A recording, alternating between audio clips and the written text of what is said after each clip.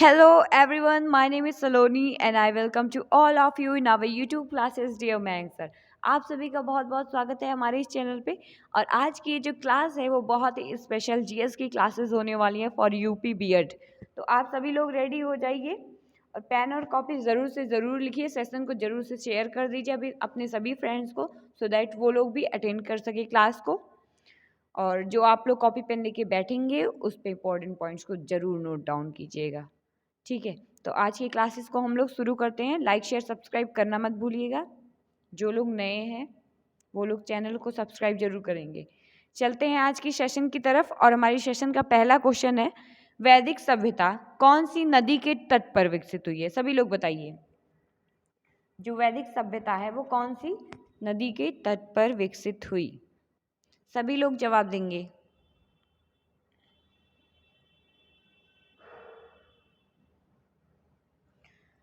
तो बात करते हैं वैदिक सभ्यता की।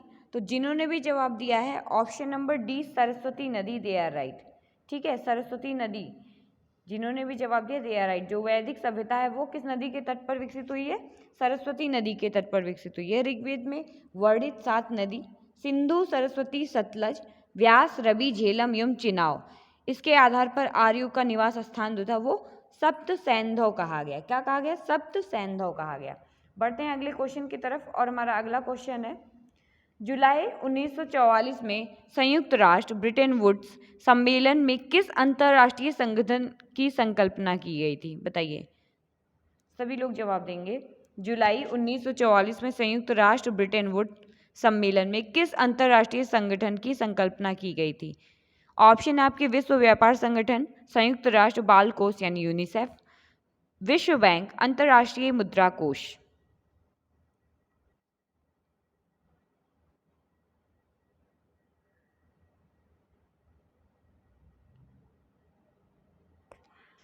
एक्चुअली ऑप्शन में थोड़ी सी मिस्टेक्स है। द राइट आंसर इज विश्व बैंक एंड अंतर्राष्ट्रीय मुद्रा कोष बोथ। ठीक है, दोनों सही है, दोनों आंसर ही सही है, दोनों ही आंसर सही हैं। ठीक है, जुलाई 1944 में संयुक्त राष्ट्र ब्रिटेन वुड्स सम्मेलन में अंतर्राष्ट्रीय मुद्रा कोष और विश्व बैंक की जो संकल्पना की गई थी ब्रिटेन वुड जो थे समझौते के तहत, ब्रिटेन वुड समझौते के तहत वॉशिंगटन डीसी में अंतर्राष्ट्रीय मुद्रा कोष तथा अंतर्राष्ट्रीय पुनर्निर्माण का विश्व बैंक जो था, यानी विश्व बैंक जिसको बोलते हैं, इसकी स्थापना की गई थी। विकास बैंक, अंतर्राष्ट्रीय विकास बैंक। ठीक है, तो दोनों भी आंसर सही हैं आप लोगों के। बढ़ते हैं नेक्स्ट क्वेश्चन की तरफ। और हमारा अगला क्वेश्चन है, भारत की पहली इंजन विरहित स्पीड ट्रेन या ट्रेन 18 इंटीग्रल कोच फैक्ट्री के द्वारा विकसित की गई। बताइए कहाँ से, कौन सी इंटीग्रल कोच फैक्ट्री के द्वारा विकसित गई है?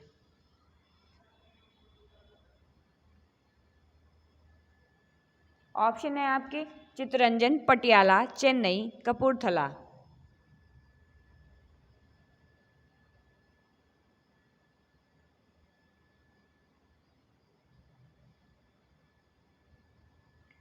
तो बात करते हैं भारत की पहली इंजन विरहित स्पीड ट्रेन जो है, जिन्होंने भी जवाब दिया है option number C Chennai, they are right. ठीक है, चेन्नई जिन्होंने भी जवाब दिया वो दे आर राइट। भारत की जो पहली इंजन विरहित स्पीड ट्रेन है वो train 18 Chennai integral coach factory के द्वारा विकसित की गई थी। और ये एक अर्ध हाई स्पीड ट्रेन यानी आधी हाई स्पीड ट्रेन है। ठीक है, जिसकी अधिकतम स्पीड कितनी है? 160 किलोमीटर प्रति आवर। ठीक है, kilometre per hour, 160 kilometre per hour है। ठीक है, इसे वंदे भारत एक्सप्रेस का नाम दिया गया। कौन सा? वंदे भारत एक्सप्रेस। तो जिन्होंने भी जवाब दिया है option number C Chennai, they are right. बढ़ते हैं नेक्स्ट क्वेश्चन की तरफ। और हमारा अगला क्वेश्चन है, महाधमनी किसके शीर्ष पर शुरू होती है ये बताना है आपको। ऑप्शन है आपके दायां निलय, बायां निलय, दायां अलिंद, बायां अलिंद। बताइए,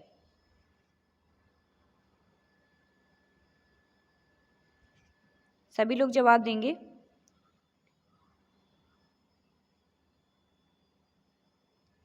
तो जिनका भी आंसर है ऑप्शन नंबर बी बायां निलय, दे आर राइट। ठीक है, जिन्होंने भी जवाब दिया है ऑप्शन नंबर बी बायां निलय, दे आर राइट।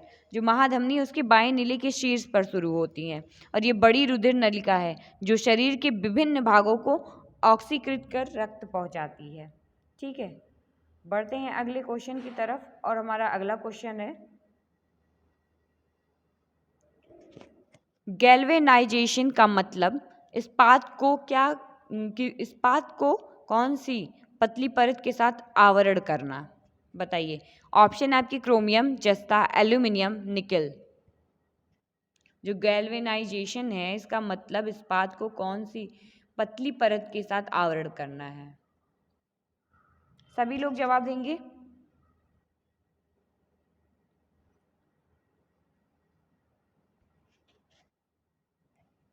तो जिनका भी आंसर है ऑप्शन नंबर बी जस्ता, दे आर राइट। ठीक है, जिन्होंने भी जवाब दिया है जस्ता, दे आर राइट। जो गैल्वेनाइजेशन है इससे तात्पर्य इस्पात को जस्ते की पतली परत के साथ आवरण करना है और ये क्रिया लोहे को संचारित होने या जंग से बचाने के लिए अपनाई जाती है। ठीक है, जिन्होंने जवाब दिया जस्ता, दे आर राइट। बढ़ते हैं नेक्स्ट क्वेश्चन की तरफ और हमारा अगला क्वेश्चन है किसको छोड़कर निम्नलिखित भी संघनन बहुलक है। बताइए, संघनन बहुलक पॉलीएस्टर, पॉलीप्रोपेलीन, पॉलीएमाइड, पॉलीकार्बोनेट। सभी लोग जवाब देंगे।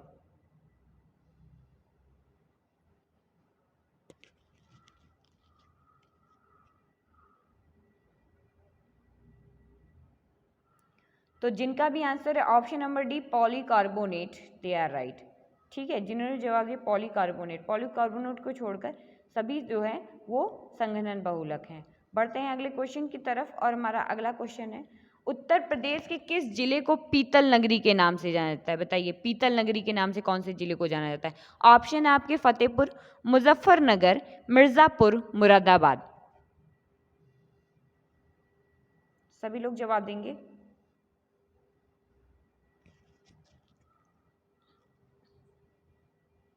पीतल नगरी के नाम से कौन सा जाना जाता है, कौन सा जिला।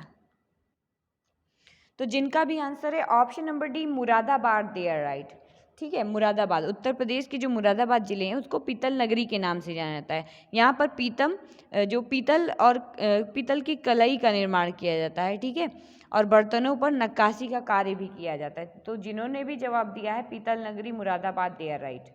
बढ़ते हैं नेक्स्ट क्वेश्चन की तरफ और हमारा अगला क्वेश्चन है फिरोजाबाद में 200 वर्षों से भी अधिक समय से किसका उत्पादन किया जा रहा है। बताइए, कौन सी चीज़ का उत्पादन फिरोजाबाद में काफ़ी टाइम यानी 200 वर्षों से भी अधिक समय से किया जा रहा है। ऑप्शन है आपके चिकनकारी का काम, कांच की चूड़ियाँ, पीतल के ताले, जरदोजी कढ़ाई। बताइए।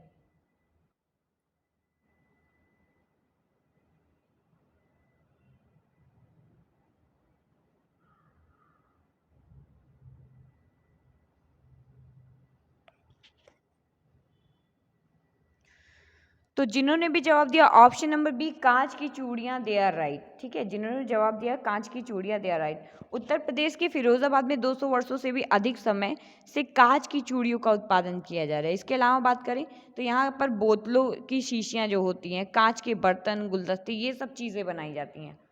ठीक है, ज़्यादातर वहाँ की फैमिलीज जो हैं इसी प्रोफेशन में हैं।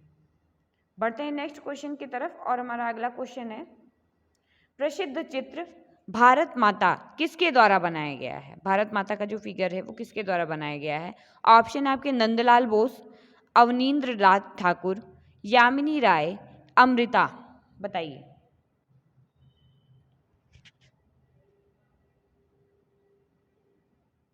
सभी लोग जवाब देने की कोशिश करेंगे।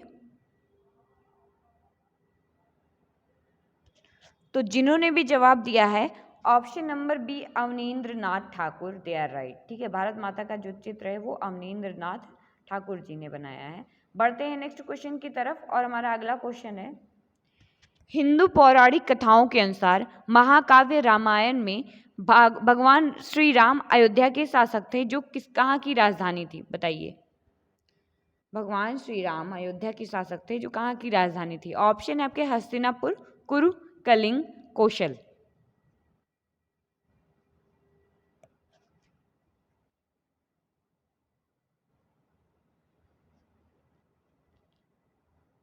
तो बात करते हैं हिंदू पौराणिक कथाओं के अनुसार महाकाव्य रामायण में भगवान श्री राम अयोध्या के शासक थे, जो कहाँ की राजधानी थी? कौशल की राजधानी थी। जिन्होंने भी जवाब दिया है option number D Kaushal, they are right. ठीक है, बढ़ते हैं नेक्स्ट क्वेश्चन की तरफ और हमारा अगला क्वेश्चन है भारतीय मुक्केबाज MC मैरी कॉम द्वारा लिखित आत्मकथा का शीर्षक क्या है? बताइए। Playing to win, unbreakable, no holding back, imperfect. बताइए। Everyone try to give the answer.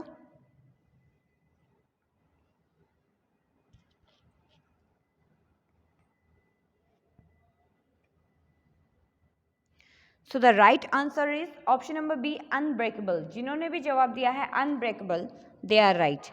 ठीक है, unbreakable जिन्होंने जवाब दिया they are right. जो भारतीय मुक्केबाज MC मैरी कॉम द्वारा लिखित आत्मकथा का शीर्षक अनब्रेकेबल है, playing to win, no holding bank तथा इम्परफेक्ट क्रमशः किसके हैं? साइना नेहवाल यानी भारतीय बैडमिंटन खिलाड़ी, माइकल होल्डिंग वेस्ट इंडीज के पूर्व क्रिकेटर जिनको बोलते हैं, तथा संजय मांजरेकर पूर्व भारतीय क्रिकेटर खिलाड़ी, इनकी आत्मकथाएं हैं। ठीक है, बढ़ते हैं अगले क्वेश्चन की तरफ। जिन्होंने जवाब दिया था अनब्रेकेबल, दे आर राइट।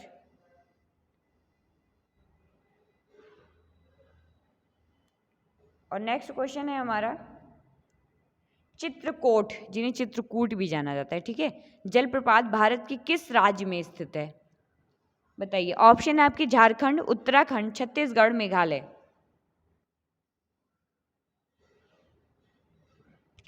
सभी लोग जवाब देंगे।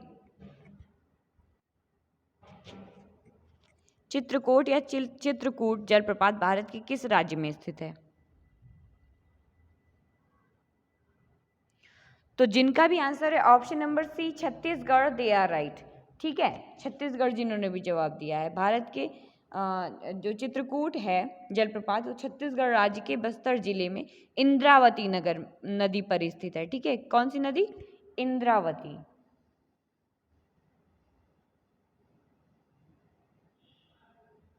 सॉरी, इंद्रावती नदी पर स्थित है। ठीक है, ये भारत की बड़ी जलप्रपातों में से एक है। तो जिन्होंने भी जवाब दिया है option number C Chhattisgarh, they are right. बढ़ते हैं नेक्स्ट क्वेश्चन की तरफ और हमारा अगला क्वेश्चन है वेनेजुएला की राजधानी कौन सी है, ये बताना है आपको। ऑप्शन है आपके निकोसिया, सान साल्वाडोर, कीटो, काराकास। बताइए वेनेजुएला की राजधानी।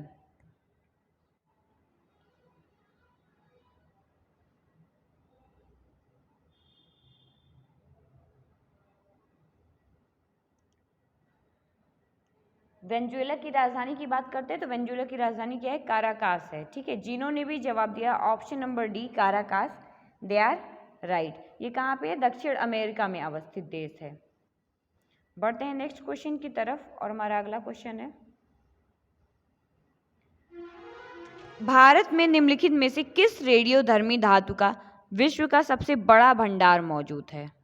बताइए, भारत में निम्नलिखित में से किस रेडियोधर्मी धातु का विश्व का सबसे बड़ा भंडार मौजूद है? ऑप्शन है आपके यूरेनियम, रेडियम, विस्मिथ, थोरियम। बताइए।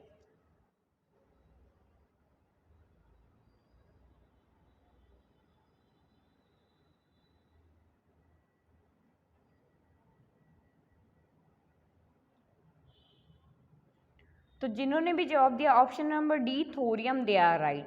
ठीक है, थोरियम जिन्होंने भी बताया है दे आर राइट। भारत में थोरियम रेडियोधर्मी धातु का विश्व का सबसे बड़ा भंडार मौजूद है। थोरियम मोनोजाइट रेत से प्राप्त किया जाता है और जो मुख्यतः केवल केरल के तटवर्ती भागों में मिलता है। इसके अलावा ये नीलगिरी यानी तमिलनाडु और उदयपुर राजस्थान जिले में पश्चिम तटों के ग्रेनाइट क्षेत्र में रवों के रूप में प्राप्त होता है। ठीक है, बढ़ते हैं नेक्स्ट क्वेश्चन की तरफ। जिन्होंने जवाब दिया था थोरियम, दे आर राइट। और हमारा अगला क्वेश्चन है ऑस्ट्रेलिया के एकमात्र द्वीपीय राज्य का नाम बताइए। ऑस्ट्रेलिया के एकमात्र द्वीपीय राज्य का नाम बताना है आपको। कैप्री, इबिसा, टेस्मोनिया, रोइस।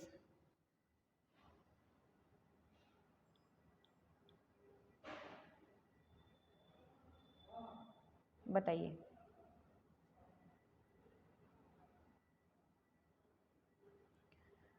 तो बात करते हैं ऑस्ट्रेलिया के एकमात्र द्वीपीय राज्य का, जिन्होंने भी जवाब दिया है Tasmania, they are right. Option number C जिन्होंने भी जवाब दिया है, दे आर राइट। बढ़ते हैं हमारे अगले क्वेश्चन की तरफ, और हमारा अगला क्वेश्चन है, निम्नलिखित में से कौन सा शहर गोदावरी नदी के किनारे स्थित नहीं है, ये बताना है आपको। कौन सा शहर गोदावरी नदी के स्थित नहीं है, किनारे नहीं स्थित है। ऑप्शन है आपके नासिक, नवसारी, नांदेड़, निजामाबाद।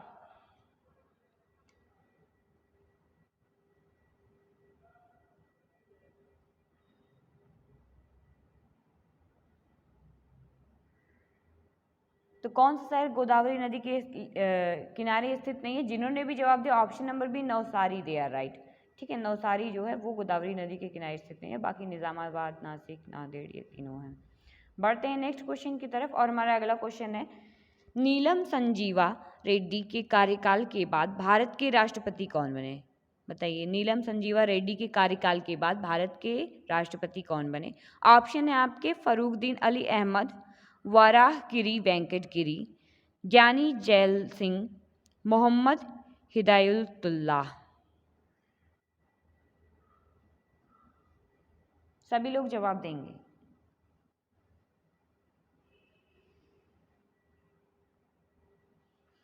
तो बात करते हैं भारत के भूतपूर्व राष्ट्रपति नीलम संजीवा रेड्डी के कार्यकाल के बाद, जिन्होंने भी जवाब दिया option number C Giani Zail Singh, they are right. ठीक है, ज्ञानी जैल सिंह जो थे वो भारत के राष्ट्रपति बने। बढ़ते हैं अगले क्वेश्चन की तरफ, और हमारा अगला क्वेश्चन है, चंद्रगुप्त के पुत्र का नाम बताइए, जिन्होंने 298 से 272 ईसा पूर्व के बीच शासन किया और संपूर्ण भारत में साम्राज्य को बढ़ाया था। बताइए, ऑप्शन है आपके हर्षवर्धन, अनिरुद्ध, बिंदुसार, वासुदेव। सभी लोग जवाब देंगे।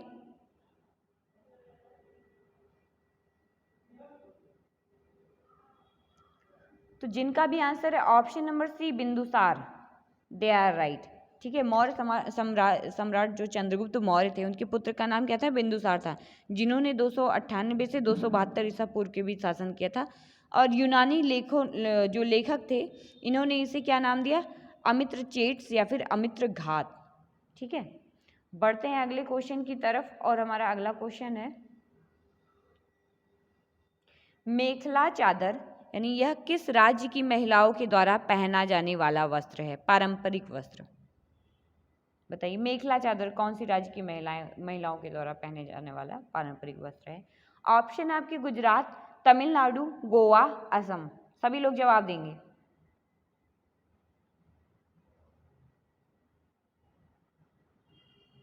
बात करते हैं मेखला चादर की, तो एक तरीके से ये रेशमी साड़ी है। ठीक है, और कौन सी महिलाओं के द्वारा पहनी जाती है? जिन्होंने भी जवाब दिया option number D Assam, they are right.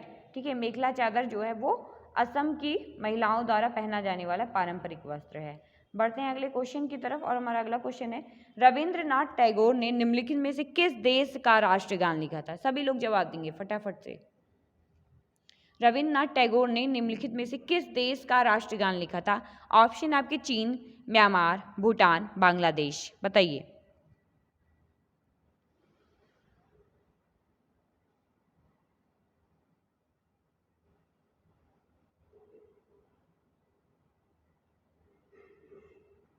तो बात करते हैं रविंद्रनाथ टैगोर जी की, तो इन्होंने भारत के राष्ट्रगान के साथ साथ जिन्होंने भी जवाब दिया बांग्लादेश, दिया राइट। ठीक है, बांग्लादेश का राष्ट्रगान भी लिखा था। बांग्लादेश का राष्ट्रगान अमार सोनार बांग्ला है।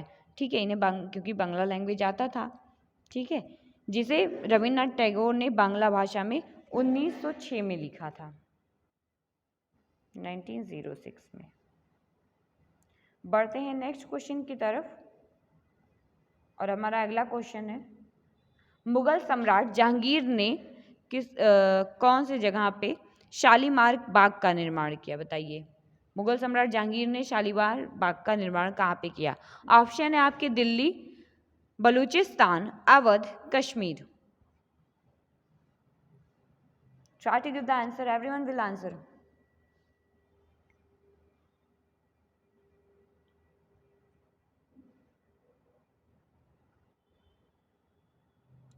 तो जिन्होंने भी जवाब दिया option number D Kashmir, they are right.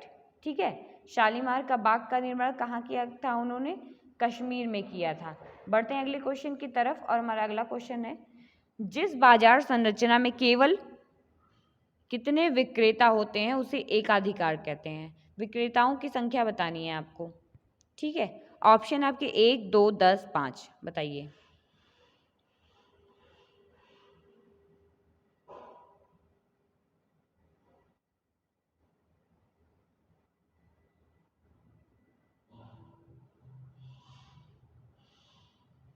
तो जिन्होंने भी जवाब दिया option number A, 1, they are right. ठीक है, ऑप्शन नंबर ए, यानी जिस बाजार में संरचना में केवल एक विक्रेता होता है उसे एकाधिकार कहते हैं। क्या कहते हैं? एकाधिकार। इसमें क्रेताओं की संख्या जो होती है वो अधिक होती है। इस प्रकार बाजार के फॉर्मों का जो प्रवेश होता है वो असंभव होता है एक तरीके से। बढ़ते हैं अगले क्वेश्चन की तरफ और हमारा अगला क्वेश्चन है,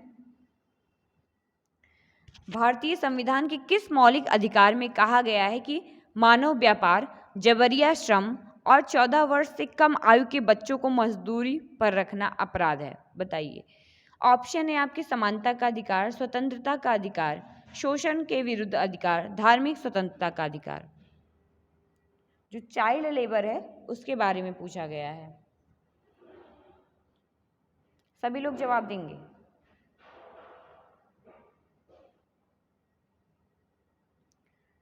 तो जिन्होंने भी जवाब दिया ऑप्शन नंबर सी, शोषण के विरुद्ध अधिकार, दिया राइट।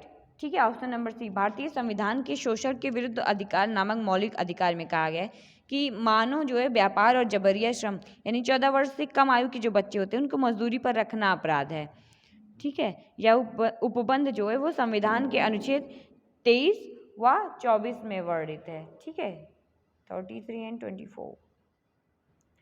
बढ़ते हैं अगले क्वेश्चन की तरफ और हमारा नेक्स्ट क्वेश्चन है, 1528 में किसने चंदेरी में राजपूतों को हराया? बताइए, चंदेरी में राजपूतों को किसने हराया? ऑप्शन है आपके हुमायूं, अकबर, जहांगीर, बाबर। सभी लोग जवाब देंगे। चंदेरी में राजपूतों को किसने हराया था?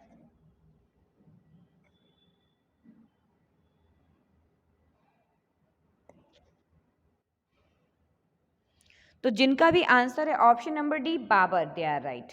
ठीक है, बाबर ने हराया था।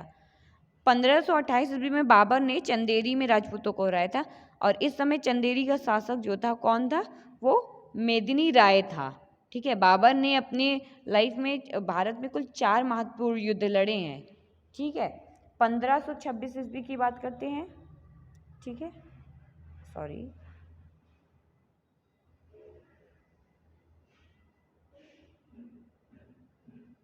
1526 में किसकी युद्ध? पानीपत।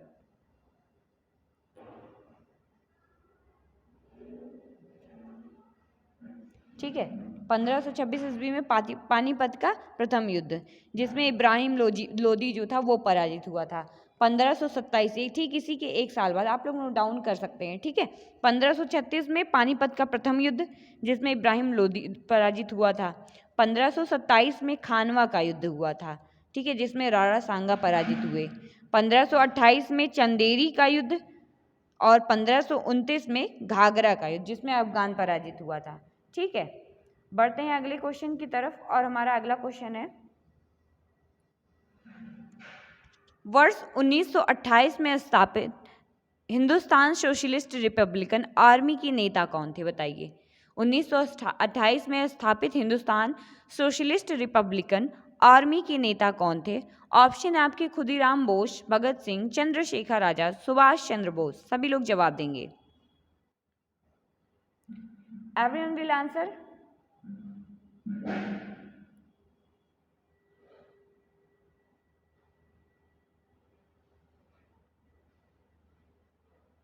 तो जिनका भी आंसर है ऑप्शन नंबर सी, चंद्रशेखर आजाद।